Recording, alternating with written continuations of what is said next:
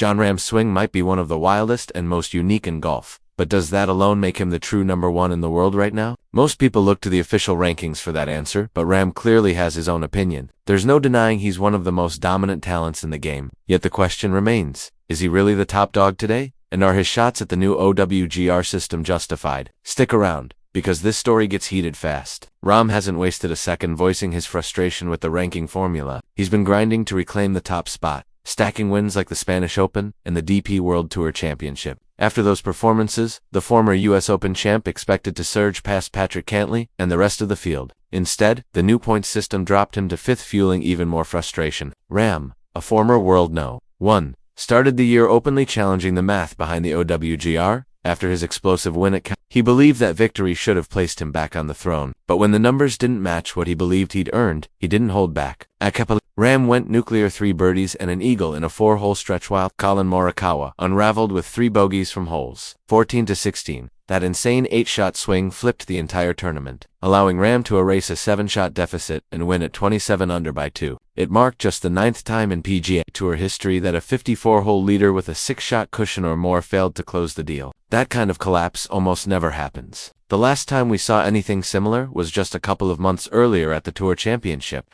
and this was the first time in Kapalua history that a lead of more than 3 shots completely vanished. With his breakthrough win there, Rahm finally secured his first PGA Tour victory since the previous year's Mexico Open and also became the first champion of one of the Tour's new designated events. But even with all that momentum, none of those wins were enough to push him back to the number 1 spot he craved. Rahm has always been one of the coldest golfers on the planet. Back at Arizona State University, he racked up 11 tournament wins like it was light work. So naturally, fans expected his recent run of elite performances to shoot him up the rankings. Instead, the revamped OWGR model didn't reward his wins the way many assumed it would. Under the new system, field strength and event depth carry heavy weight, meaning even dominant performances can feel undervalued. Rahm questioned whether the formula truly identifies the best players, or if it simply favors larger tours with deeper fields. His frustration wasn't just emotional. He believed the math itself was holding him back. Still, Rahm kept stacking top finishes across multiple continents, proving through pure performance that he wasn't slowing down. Week after week, he showed that form, confidence, and precision can outshine any ranking algorithm. What made Rahm's criticism even louder was the timing. His game was peaking, his stats were elite,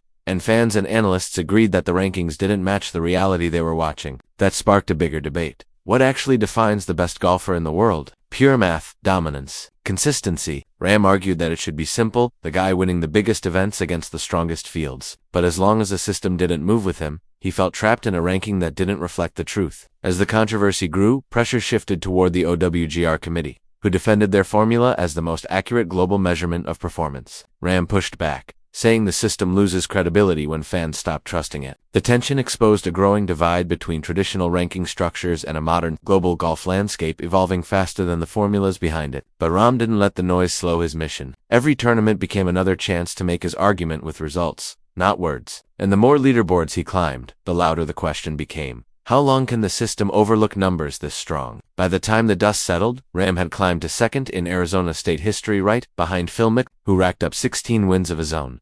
Born to Otto Torres and Angelo Rodriguez in Spain's Basque region, Jon Rahm entered the game with something to prove. By 2015 and 2016, he had already made history winning the Ben Hogan Award in back-to-back years, the first golfer ever to do it. A year earlier, at the 2014 Eisenhower Trophy, he dominated as the top individual, making it clear he wasn't just another promising name, he was the name to watch. By April 2015, Rahm became the 28th player to reach world number 1 in the World Amateur Golf Ranking, and he didn't just visit the top, he lived there. He held the spot for 25 straight weeks, slipped briefly, then reclaimed it for another 35, 60 total weeks as the world's number 1 amateur, proof that his rise wasn't about hype, it was about work. His amateur resume only grew stronger when he captured the Mark H. McCormack medal as the top-ranked amateur globally, securing entries into the following year's US Open and Open Championship. At the 2016 US Open, he finished as low amateur, showing he was built for the biggest stages long before signing a single professional contract. Fast forward a few years, and Rahm climbed all the way to world number 1 after winning the Memorial Tournament in 2020. Clear signal that his upward climb wasn't slowing down, it was accelerating. And soon after, he delivered a historic breakthrough. Rahm became the first Spaniard ever to win the US Open, one of golf's oldest championships dating back to 1895. That win also made him just the second Spaniard since Seve Ballesteros to reach world number 1. Rahm dedicated the trophy to Seve, a tribute that spoke deeply to the legacy driving his fire. At just 28, Rahm had built a resume most players never touch in an entire career. Since turning pro in 2016, he made waves immediately. In his first World Golf Championship appearance at the WGC Mexico, he finished only 2 shots behind Dustin Johnson. In 2018, he chased DJ again at the Tournament of Champions in Hawaii, this time finishing 8 back. But proving he belonged in the same tier as the sport's elite, Dustin Johnson has praised Rahm repeatedly, calling him one of the best golfers he's ever competed against. Respect earned through consistency, aggression, and an ability to rise in pressure moments. His wins across the PGA Tour and European Tours showcase exactly that. From the 2017 Irish Open to the 2018 Spanish Open, 2 major triumphs, like the 2021 Memorial Tournament, and built a reputation as one of the toughest grinders in golf. And other players agree. Pat Perez, now playing on the Saudi-backed circuit, believes Rahm might be the next player to dominate the sport for an entire decade. On Golf Subpar, Perez said, "I don't think anyone is going to beat Jon Rahm consistently for a decade, and I think he's going to have the most majors when it's time." Rahm's rise didn't happen by accident. Every stage of his journey from amateur dominance to major champion has shown a level of maturity, focus, and fire rarely seen in someone his age. And if his trajectory says anything, it's that his story is far from finished. Jon Rahm didn't just arrive. He was engineered for greatness. Coaches who worked with him early saw it instantly, a rare blend of raw power, discipline, and a competitive edge that separated him from every other young talent. While others relied on distance, Rahm built a complete, pressure-proof game. He shaped shots, controlled tempo, and learned to win long before he ever collected a professional paycheck. His confidence never came from ego. It came from years of proving himself on every stage he touched. Even as rankings shifted around him, Rahm's consistency never budged. Season after season, he added new wins, deeper runs, and a growing reputation for being built for the long haul. And his influence runs deeper than trophies. When Rahm enters a tournament, he changes the temperature. Leaderboards tighten. Players sharpen their decisions. Analysts often say the field simply behaves differently when Rahm is lurking, because they know he doesn't need perfect form to beat you. He only needs a window. Fans see that, too. They see the passion, the emotion,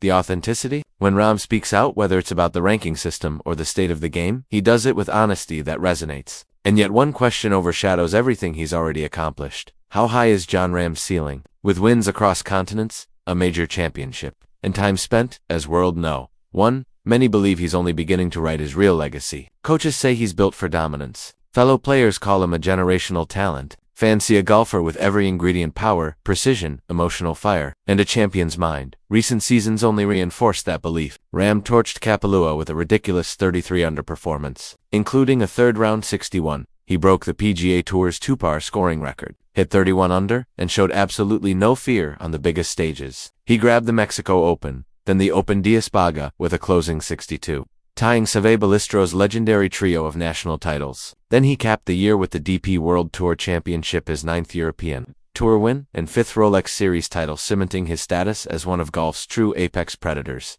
Ask Pat Perez, and he'll tell you Rahm isn't just great, he's inevitable. Perez says Rahm has no intention of slowing down. None. During a round at Silverleaf, Perez asked him about his goals at age 35. Rahm's answer: he's not stopping until he reaches 19 majors, Evan. If he has to grind until he's 55 to get there, whether he does or not, Perez says, isn't the point. The point is that Rahm believes it. 19 majors, more than Tiger, more than Jack, more than anyone. And when you watch Rahm compete, when you see the fire, the precision, the intimidation he brings, you start to think Perez might not be exaggerating. This isn't a golfer hoping to make history. This is a golfer planning to. Some people believe Jon Rahm hasn't even touched his true ceiling yet. They think that if he ever hits a stretch where he stacks 5 or 6 wins in a row, he could raise the modern standard higher than even the Tiger era once did. And Pat Perez didn't hesitate when the pressure was on. He said Rahm could end up with 8 to 10 majors, putting him ahead of icons like Phil Mickelson and Arnold Palmer, and right in the same orbit as Gary Player, Ben Hogan, and Tom Watson. Yeah, chasing the giants of the sport sounds massive for a guy with just 1 major right now. But Rahm's ambition makes it feel real. And that's what keeps the temperature rising. His trajectory has always pointed toward long-term greatness, not short bursts of brilliance. What sets Rahm apart isn't only talent, it's durability. No long slumps. No disappearing acts. No streaks where he loses the plot. Year after year, his swing stays tight, his prep stays sharp, and his presence in big events stays consistent. The numbers prove it. His strokes gained, his win percentage, his finishes in elite fields. They all place him in the rare conversations only legends get invited to. Players around him describe a guy who's laser-focused, obsessive about improvement, and wired to compete. That mindset is why 8 9 or 10 majors doesn't sound like fantasy. It sounds like a reachable ceiling for someone built for the grind. Because greatness isn't just skill, it's timing. And Rahm is entering that exact window of his career where Tiger, Faldo, Watson, and other icons made their biggest leaps. He's stronger, smarter, more polished, and mentally tougher than he's ever been. And in a modern era driven by power and precision, Rahm fits the moment perfectly. The game changes every season, new rivals, new storylines, new pressure, but Rahm adapts faster than almost anyone. Ranking controversies, swing tweaks, global travel, new fields, he takes it all on and still finds a way to stay at the center of the narrative. And the truth that scares the rest of the field. Rahm's climb might only be getting started, Perez says. Rahm is the guy for the next decade because of how stable and adaptable he is. He even believes Rahm's swing is so controlled and efficient that injuries won't be a major obstacle, and that matters. Because chasing history means staying healthy for a very long time. You need real confidence to call out the official World Golf Ranking System. Only someone who truly believes he's the best player alive would dare do that. And Rahm fits that mold perfectly. Fearless, honest, unfiltered. He's been open about it. He thinks he's the world's best right now, regardless of the number next to his name. He pointed out the obvious truth: last year belonged first to Scottie Scheffler, then to Rory McIlroy. But Rahm believes this stretch belongs to him. He said, "I've won 3 times since the playoffs and I don't even get close." And he's rightfully questioning how that makes sense. Rahm added that under the old ranking system, he'd be sitting near world no. 1. He ended the debate with one strong line: "I feel like I've been the best player in the world since August, and honestly, if you've watched him lately, it's hard to argue. If you live for the drama, rivalries, and untold truths of golf." Make sure you subscribe to the Golf Hub. We drop new stories every week. Now, tell me, is Rahm right? Is the OWGR broken? Or is this just the reality of modern rankings?